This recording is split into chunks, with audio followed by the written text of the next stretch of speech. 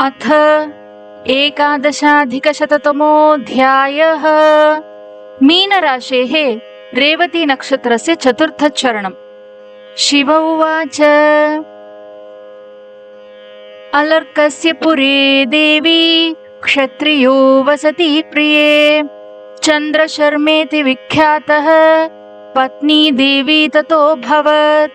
क्षात्रधर्मरतो नित्यम् धनाढ्यः शूरसम्मतः, कृष्णदास इति ख्यातो विप्रस्तस्य पुरोहितः।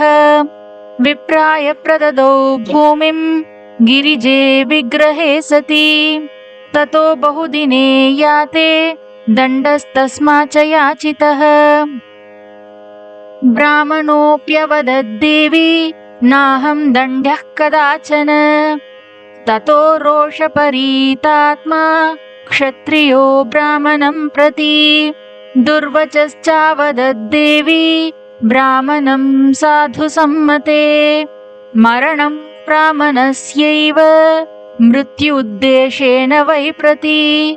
ततो बहुगते वर्षे मरणं क्षत्रियस्य तु, यमदूतैर्महाघोरे नरके नाम दारुण। कुम्भीपाके महाघोरे क्षिप्तवान् यमशासनात्, युगानां त्रयसङ्ख्यानां नरके वास एव च। नरकान्निःसृतो देवी प्रेतत्वं समजायत, शूकरस्य पुनर्योनिं ततो भवति मानुषः। मध्यदेशे विशालाक्षी हिमविन्ध्याद्रिमध्यगे, धनधान्यसमायुक्तो ब्राह्मणानां च सेवकः। पूर्वजन्मनि देवेशी मरणं ब्राह्मणस्य तु, भूम्युद्देशेन देवेशी तत्पापेन सुतो न हि।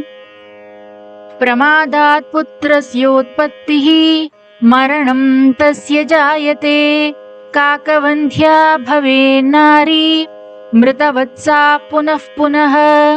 शरीरं व्याधिरुत्पन्नो ज्वरस्तीव्रो मुहुर्मुहुः, अस्य शान्तिमहं वक्ष्ये शृणु देवी समासतः।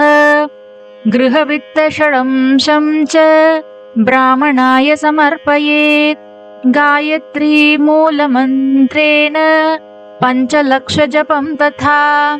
दशांशं कारये देवी हवनं विधिपूर्वकम्, तर्पणं मार्जनं तद्वत् गोदानं च विशेषतः। ब्राह्मणस्य ततो देवी प्रतिमां कारयेद्बुधः, फलं 5 सुवर्णस्य वस्त्रैर्रत्नैर्विभूषितां। ततो निर्माय प्रतिमां पूजयित्वा यथाविधिं, मन्त्रेणानेन देवेशी पाद्यगन्धादिभिः पृथक्। वासुदेव जगन्नाथ शरणागतवत्सल, ब्रह्महत्या कृता पूर्वं तत्सर्वं क्षन्तुमर्हसि।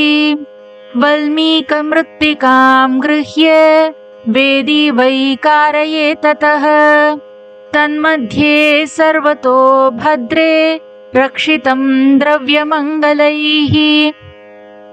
तन्मध्ये प्रतिमां स्थाप्य ततः पूजां तु कारयेत्।